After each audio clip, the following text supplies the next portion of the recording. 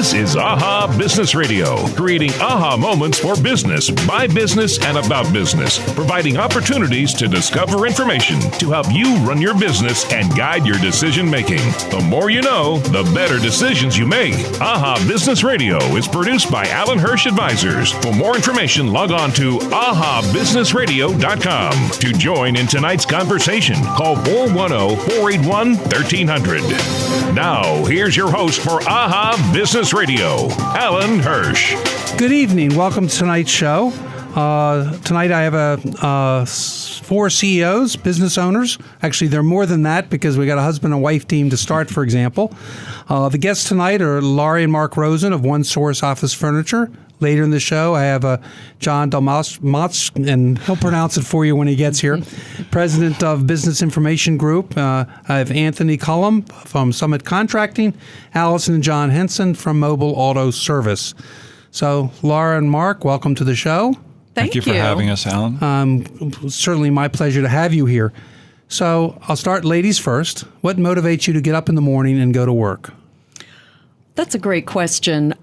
We're both very visual, tactile people, and I think we love seeing the transformation of somebody's business, and that's where we take a lot of pride in just helping a company realize their best environment for the office.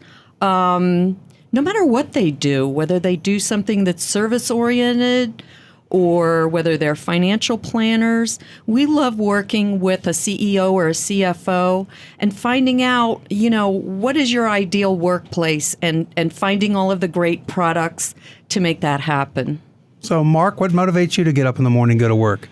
I'm excited about the business. I've been in this industry for probably close to 40 years, and I think I've never enjoyed it more than I do now. So that's...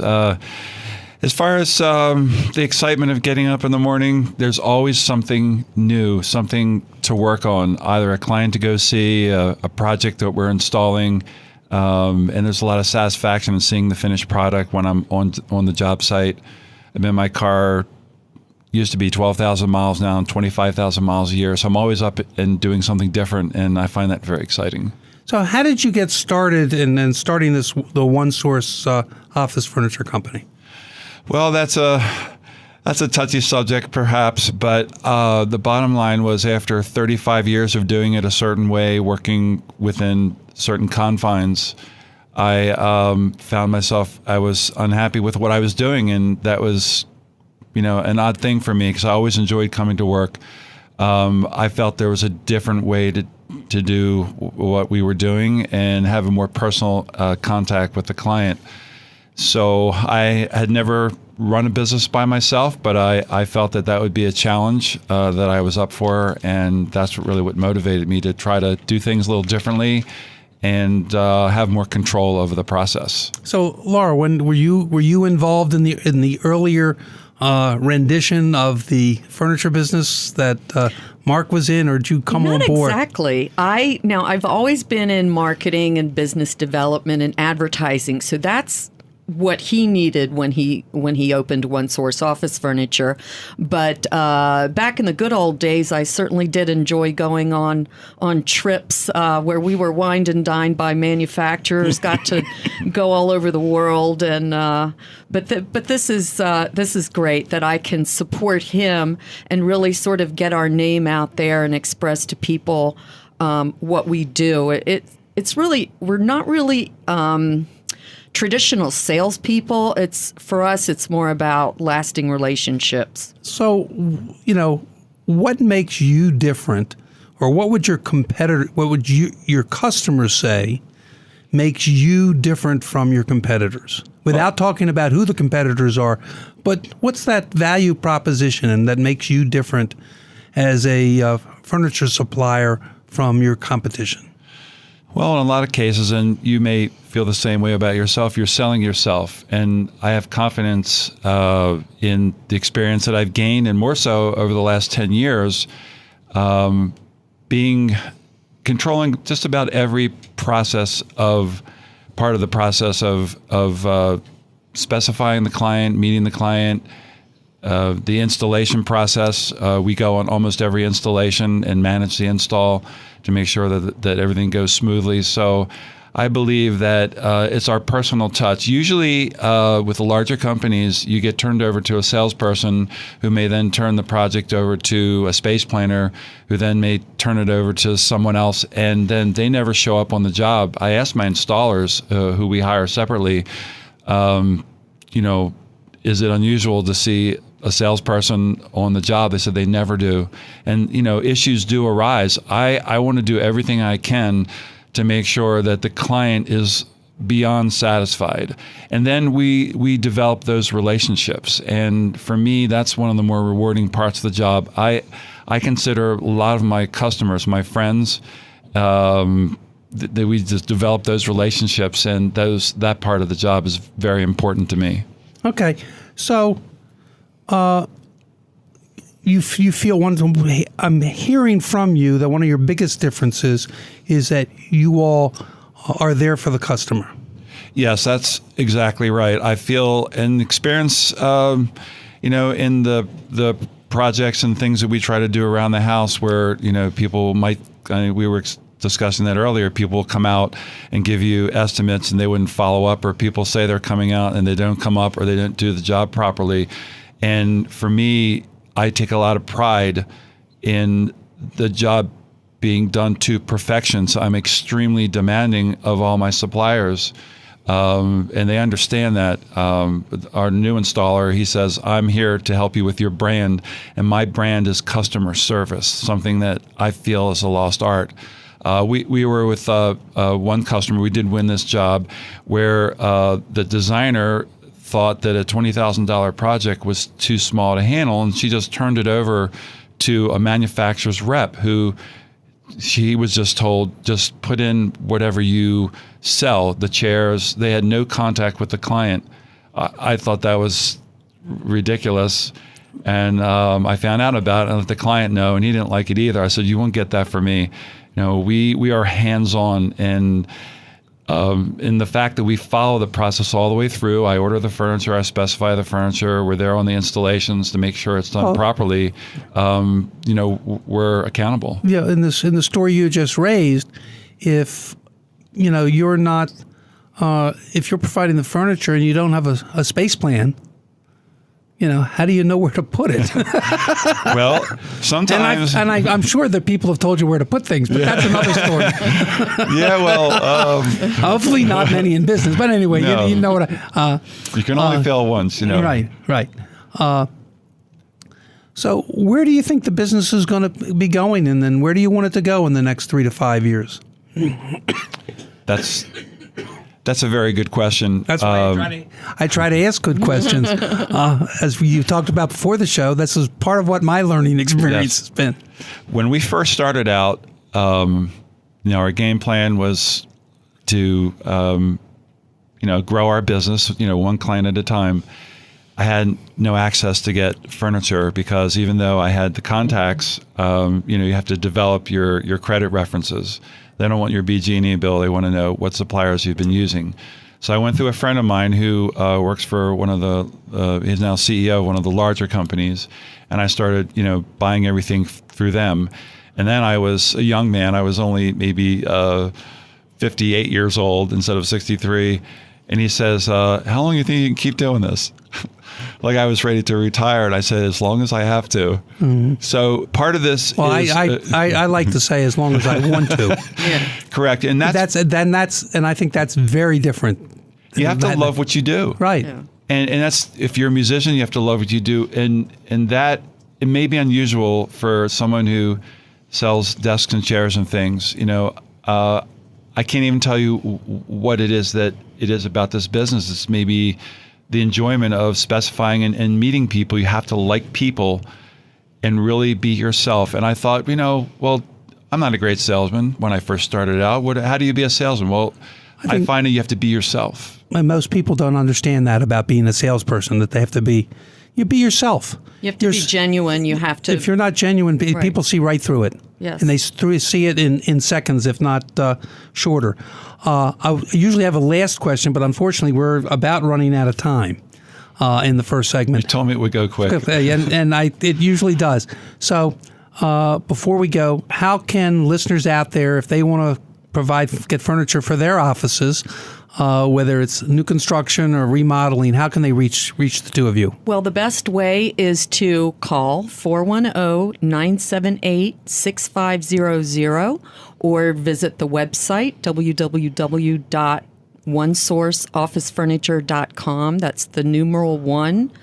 And drop us a message, and we'll get right back to them. Well, again, I want to thank you both for being here, and hopefully some people will call. I know you do an amazing job from my knowledge out there. Thank you.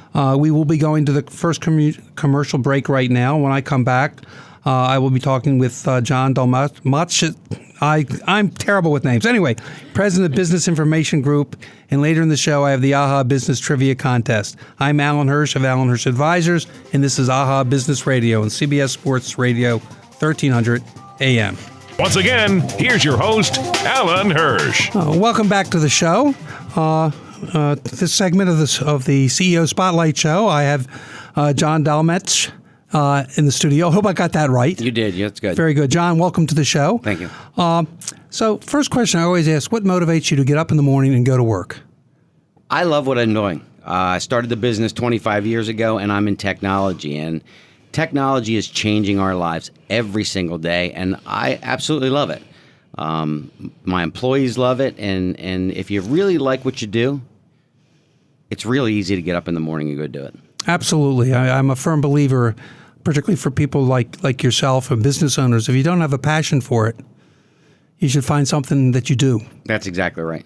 And Steve Jobs once pointed out, those who don't have a passion, they come through hard times and they don't survive, which is why so many businesses, high percentage of businesses, don't last 5 years. And yours, 25 years? 25 years now. So what is it exactly that you do, and how did you get started at this? I'll tell you how I got started first is, everybody probably knows a guy named Bill Gates, and Bill created Microsoft. And over 25 years ago, he started that company, and IBM said that there was no way the PC would ever take over the world. It was never going to be successful. And I thought it was really cool. So I followed Microsoft, started working with Microsoft products, and as IBM tried to squash them, I found a good business model in providing services for those PCs because nobody else did. And eventually, Bill Gates and Microsoft won. So that's how I got here today.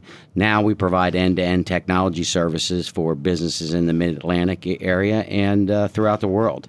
We provide cybersecurity, networking, application development, and we do one of the most important things is build the Wi-Fi networks across the country for all the people that are using them on their phones. So what are the biggest things? 25 years ago, I'm trying to figure, the internet only was in 1991, if you think about it. Google is 1997 or something like that. And you've been doing this longer than Google. The toughest thing in the technology world is we have to reinvent the company every 5 years. And you said it exactly. The internet isn't that old. Texting is not that old. Facebook is very, very young. So every few years, our whole world changes. We're looking out 3 to 5 years from now, and we know we're going to have to deal with virtual reality and virtual technologies. That's coming. I tell people all the time, it's scary if you don't really pay attention to it. And you have to start building it into your business model and taking advantage of it.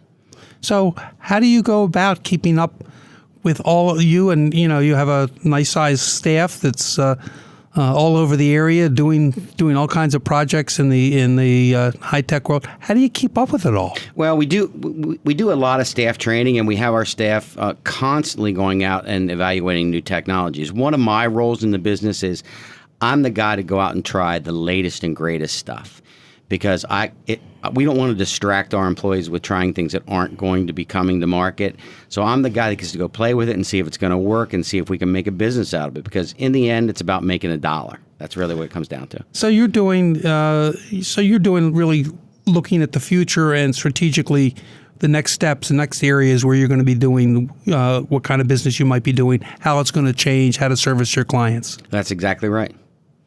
So, what would your clients say make you different and make you valuable suppliers? And sometimes the term used, what's the value proposition that you bring to your clients? Our biggest value proposition is quality. I mean, so, the beauty of being here in the Mid-Atlantic, especially in Pennsylvania and Maryland, is that, our work ethic is phenomenal. So, we bring quality to technology. We're not from the big city areas where basically you're just a number. You're down in the Beltway or DC area. We actually have relationships with our customers. So we kind of dummy down technology to make it more effective and more understandable for their business. So how do you do that? I mean, most of this technology boggles my mind, and I've been in business a lot longer than you have, and I was around when fax machines have only been used commercially, although they're almost 200 years old, and now we don't use fax machines anymore. So the technology has drastically changed. When I first went into business, we didn't have, there's none of this that we're talking about. So really, how do you keep up with it? You're the one that's the trial and error. So how do you really keep up with it and make sure you're providing the best new resources to your clients? Because we are a business. I mean, so we're a technology company, but we're a business ourselves. So we bring the technology in and see if it works for us, see if it makes us more productive, see if it brings us more sales leads, or see if it does anything else for our employees. And it gives us a chance to try it and then go bring it out to our customers. The most important thing in teaching these customers is they don't have to know why it works or how it works. They need to know how it works for their business. What's it going to do for their business? They don't need to know what goes on inside the iPhone and why it makes really nice pictures and why it can do 10 things at once. Well, if you think about that, Apple doesn't tell you why. That's exactly right. Apple markets their whole marketing structure is on thinking differently. Correct. And challenging the status quo, and not on what it does. It's about the why and how of what they do. Yeah, we translate it down to why is this technology good for you? Why is it going to help you be more productive? Why is it going to help you save money? Why is it going to help you make more money? Why is it going to help you provide better service to your clients and to your employees? So where do you think, before I ask the question, just want to remind everybody out there, I'm here talking to John from Business Information Group. And if you have any questions or comments, please give us a call, 410-481-1300. So you had to reinvent yourself, as you said, at least every 5 years. So where are you going to be in 5 years? That's a tough question, but I do know exactly where we're all going to be. We're going to be in an extremely connected world. In the next 5 years, we're going to see basically everything in our lives be connected, be self-aware. So, anytime you walk into a restaurant, it's going to know that you were there, when you were there. It's going to know what drink you had. Any place you go, everything is going to be connected. And that's what we're planning for right now. How can we take advantage of this completely connected world between refrigerators and self-driving cars, and our street lights are all going to be automated for traffic patterns? And that's really what we're evaluating right now, because we know it's not – people think that self-driving cars and all this high-end automation is – I heard one guy said we don't need to worry about it. It's 20 years away. It's like 5. Well, the speed of knowledge, what was it a couple years ago, the statistic was that half the jobs that exist today didn't exist 10 years ago or 15 years ago. When you think about the giant companies, look at Google. 20 years ago, it didn't exist. That's exactly right. And they employ hundreds of thousands of people. Amazon didn't exist. That's exactly right. And the changes that have happened through technology, I think you're right. I think we're only at the beginning of the technical revolution. I mean, I saw something. The other thing that I think is going to happen is you're going to begin using holograms. Somebody put it very interesting that I heard in a high tech talk. They said in the next 20 years, it will be the equivalent of 20,000 years of human evolution and development. in technology of development. In not just technology, but productivity. I mean, that's how fast it's going to happen and how much is going to happen in that short time. And yet our bodies might not keep up with it. Our bodies and our brains might not keep up with it. After 25 years, I believe I believe that's going to be the case. So one other question. I mean, you've been successful for 25 years. If you were speaking before a group of future potential entrepreneurs, business owners, what's a piece of advice you might give each one of them? One would be exactly what you said before. You really have to like what you're doing. You can't be successful if you really don't enjoy what you're doing and have a passion for it. The second thing is that learn to hire people that are going to be your replacement. Make yourself obsolete. That's a real goal. Because as you can't grow a company and always have your hand in every single thing. You just can't. The ultimate goal is to basically work yourself out of a job. That doesn't mean you quit, but work yourself out of a job and empower your employees. The new generation, they like other things other than the money. They do like flexibility. They like to make their own choices. They like to feel like they make a difference in what they do, whether it's in work or anything. And that's my advice. Well, I thank you very much for that. In the last few seconds, if someone out there wants their infrastructure and Wi-Fi, how can they reach you? The best for us is you visit our website at www.businessinformationgroup.com, or you can basically give us a call at 717-849-1000. Well, John, I really appreciate your being here, and thank you. I think you have a fascinating business in literally going for 25 years in a world that's so constant, in an area of business that has really transformed itself every few years. The fact that you're continuing to grow and prosper, I want to congratulate you and wish you the best of luck going forward. Thanks, Allan. Just remind everybody we're going to go to break, and when I come back, I will have Anthony Cullum from Summit Contracting.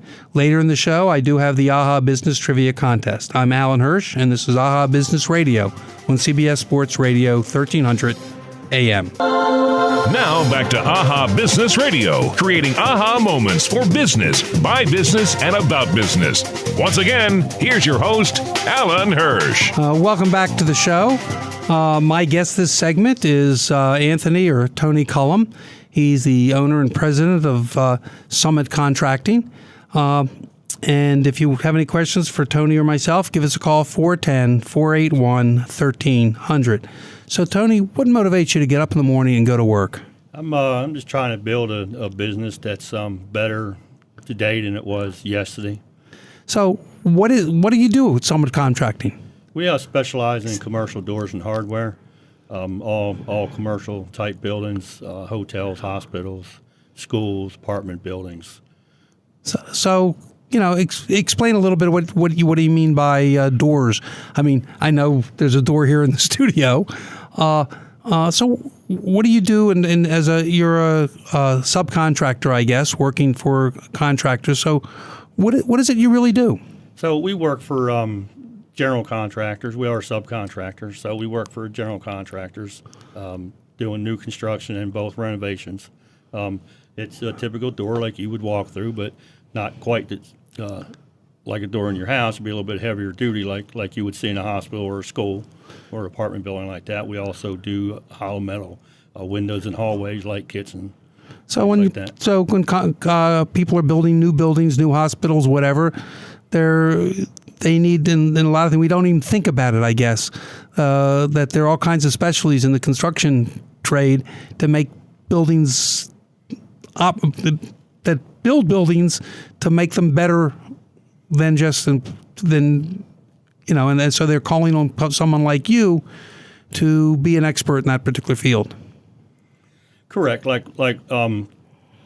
There's hundreds of different types of hardware on different types of doors that would make a door emergency egress out the bottom of a stairwell or out the back door in case of a fire. It has specific hardware on it. And of course we would do that hardware as well as we would do a regular, lock set on an electric room or mechanical elevator room that would, keep, folks from getting in there that really shouldn't be, in there. Yeah. So how'd you get started at doing this? Well, in the doors, I retired from the military in 2000. Did 21 years. Went in right after high school and got out in 2000.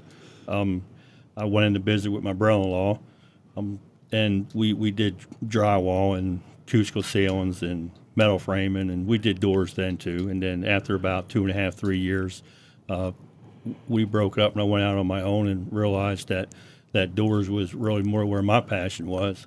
So just been doing doors and hardware for the last 15 years. So where do you want your business to go? I mean, I for those out there, you're a client. I've worked with you. Your business is growing now. Where do you want to see it in the next 3 to 5 years?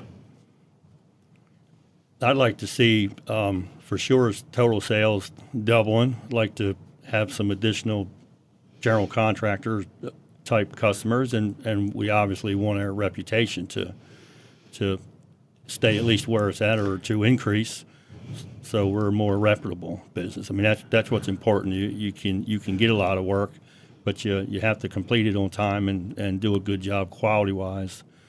So what makes you different from other subcontractors, door contractors that are out there? I think a thing that makes us different is that we put a lot of time and effort in getting things done right and getting things done on time and coming back and taking care of things, whether it was our fault or not our fault. If we've done the project, we'll come back and we'll honor our work. So it's about building trust with your clients. Absolutely, it's all about relationships. So and customer service. So over the last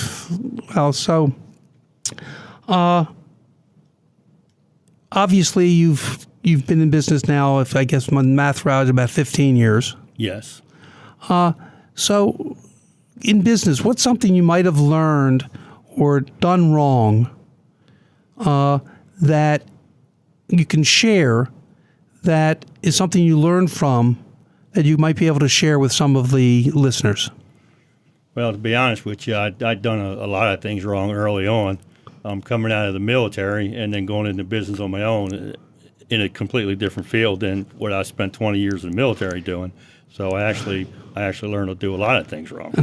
But by learning how to do things wrong, that's you kind of learn what you should have done, and that's the best way to learn because you remember from them type of mistakes. Yeah. But I think my biggest mistake overall was to try to do too much at one time and not to have enough folks around me that I could delegate to, so I could spend more time growing the business. I spent way too many years trying to work in the business than growing the business. So the biggest change for you. So how did you come about this big change?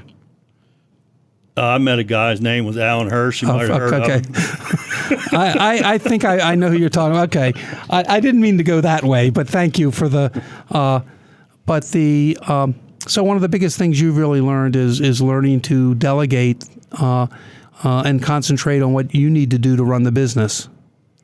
Exactly. For me, it's more about leadership, management and leadership, and building the customer base and to try and delegate all the other items of the business that are just as important. But someone has to work in the business and someone has to focus on growing the business. Right. And so you've grown that, what we call middle management, in order to, so you're not out. If I might, when I first started working with you, if you don't mind me telling the story, how when you got busy, you used to go out in the field and show the other carpenters and that you could do the job better than they could, and by doing that, you weren't running the business; you were working in a business. The biggest thing was getting you out of the field, and that was a big hurdle for me to get out of that mode, because I knew that I could do the work, obviously, and if there was an issue or a complaint, I felt like for a long time the best way to deal with that complaint was for me to go out and do it myself. That way I knew it was done right. When, in all honesty, I have quality guys out there that could be doing that for me. And now they're doing it for you. And now they are doing it for me. And your business is prospering and growing. Absolutely. So if you had the opportunity to meet with someone that wanted to go into a similar trade as you do into contracting, what would be a piece of advice you would give them?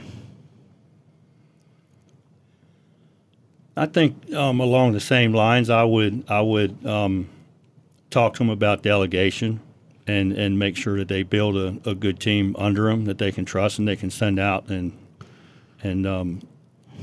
do all the running and all the legwork and just to be able to delegate. I would say the biggest thing is to delegate more of the everyday field type operations, so you as the owner could work on building client relations and building, and as you talked about, you mentioned the idea of building trust with your clients, but it's also building trust with your employees and trusting them to be able to make the decision in the field and trusting them to do the job that they need to do so you can run it. Absolutely. So one last question.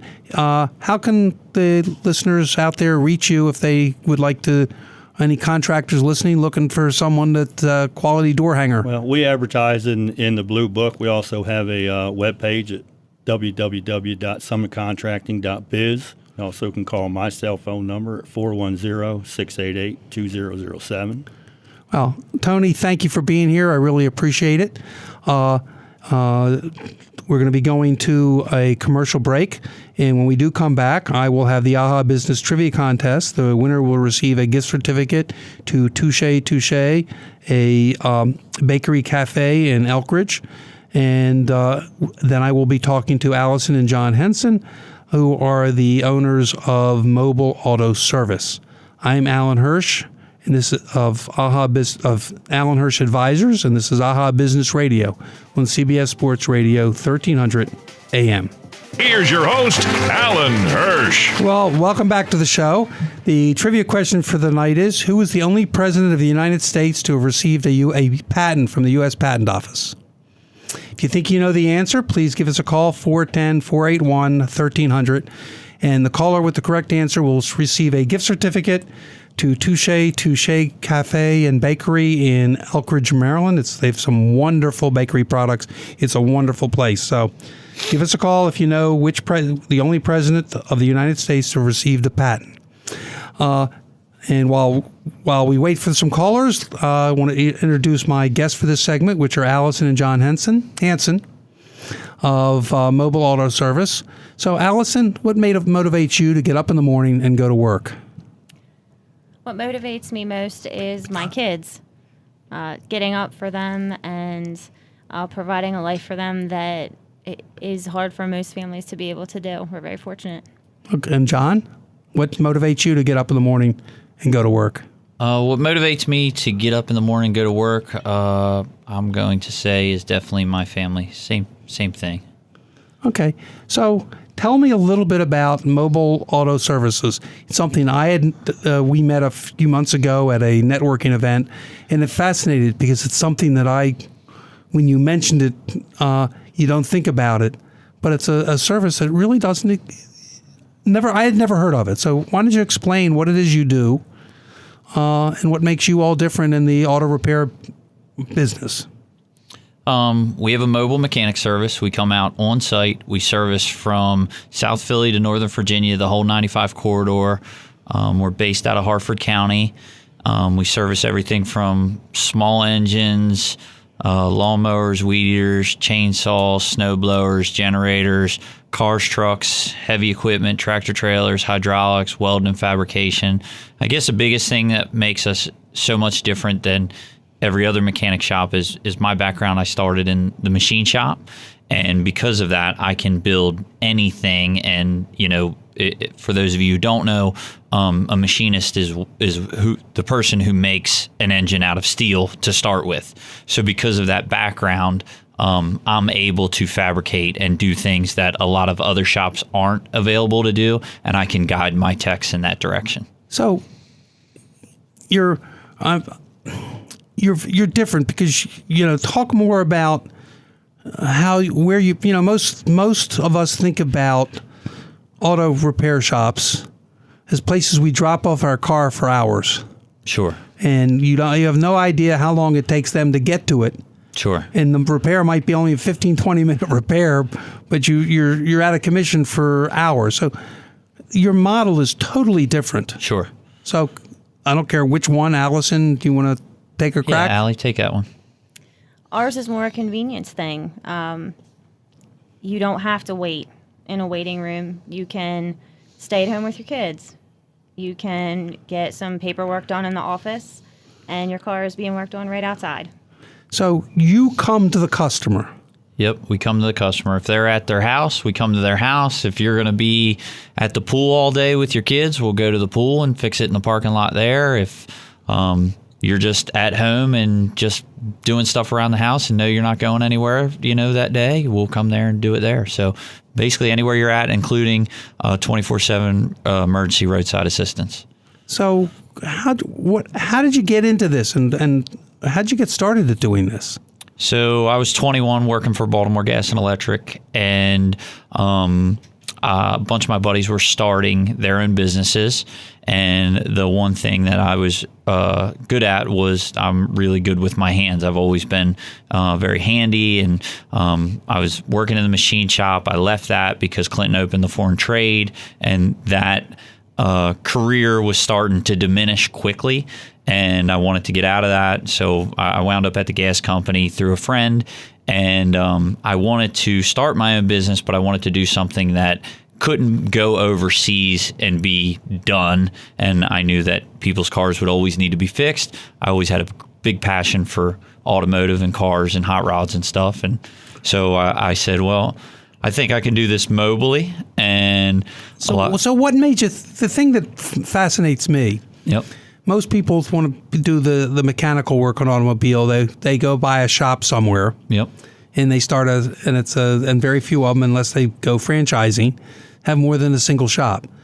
So what made you think of the idea of the mobile and going to the customers instead of having customers come to you? Because that's a model that I haven't seen in the automobile end of it. So the mother of invention's necessity, right? So I didn't have any money, and that was the big issue for me. But what I did have was tools, and I knew I could get a car. So I sold a couple toys and bought a van and lettered it and went that way, because I had no choice. I didn't have couldn't buy a shop, couldn't afford one. So that's just what I went with, and it worked by the grace of the good Lord. So how many years now have you been doing this? Since 2003. This year's 15 years, right? Yes. So you've grown. So how many trucks do you now have on the road? Six trucks. And what are some of the biggest challenges you've faced as you've gone from your first truck to where you are today? Biggest challenges, I would say, are employees, finding the right people to get out there and get it done, because we are different. Some guys are stuck to a shop and love the shop life. You have to be an outside dog to want to do this job.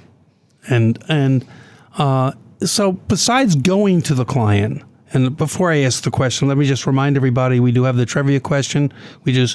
Who is the only president to have received a patent from the U.S. Patent Office? Give us a call, 410-481-1300, if you know the answer, or if you want to talk to John or Allie about your automobile service. Now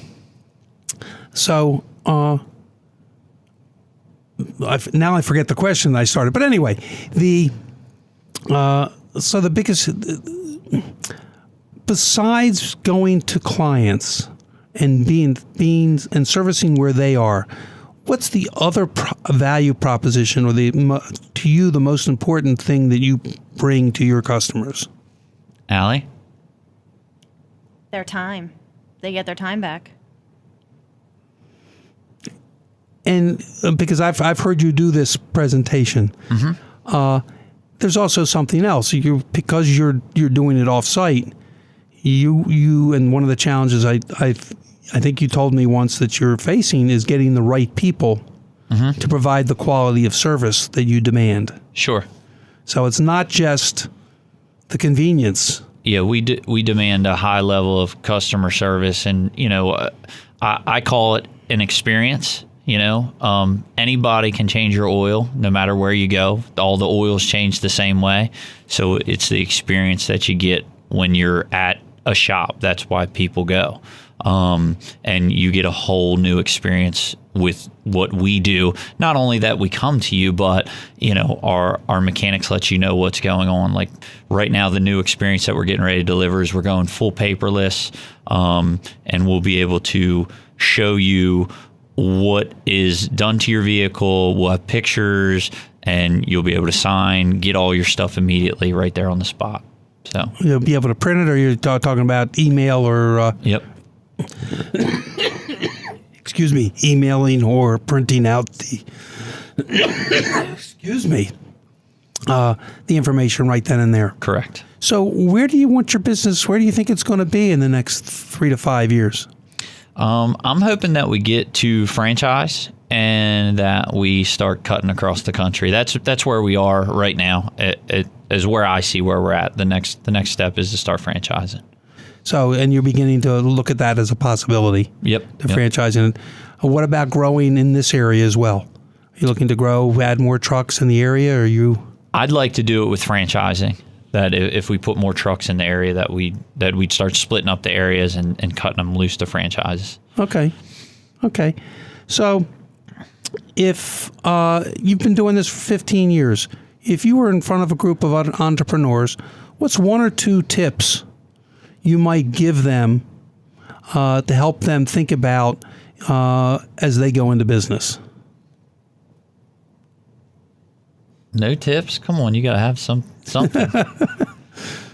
What about you, John? Allie stumped. My biggest tip that I give people are, if you're not willing to sacrifice your time with your family, if you're not willing to go all in, like I don't have a plan B. I always only have plan A. There is no plan B. If you're not all in on plan A, you're not going to make it. No, and to me, I use the term, if you don't have a passion for what you're doing, Yep. you're not going to make it. Because when hard times come, And they will. and they absolutely, I'm sure you've had them Yep. in business. When hard times come, those who really don't have a passion won't get through them. Yep. Absolutely. So, I mean, that's a terminology that I use. We're about ready to go. Let me just, any callers out there with the trivia question? If not, I'm going to, we got about a minute. So the trivia question, who's the only president to have received a patent? Since I don't have any callers, the answer is actually Abraham Lincoln.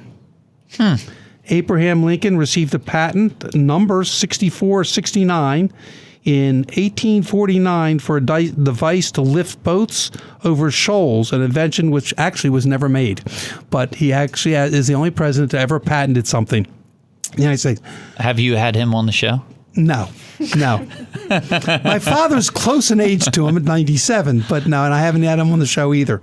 It would be interesting to have a president of the United States or even our governor on the show to talk about business, but I haven't been that fortunate.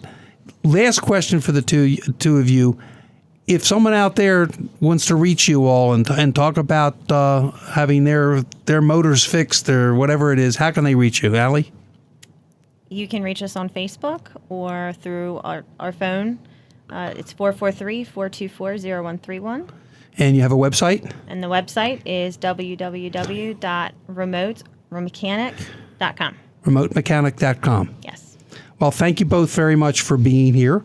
I also want to thank my videographer who videotapes the CEO Spotlight Show, Larry Wilner of LW BizFlix, and my producer, Logan Levy, who makes this show happen.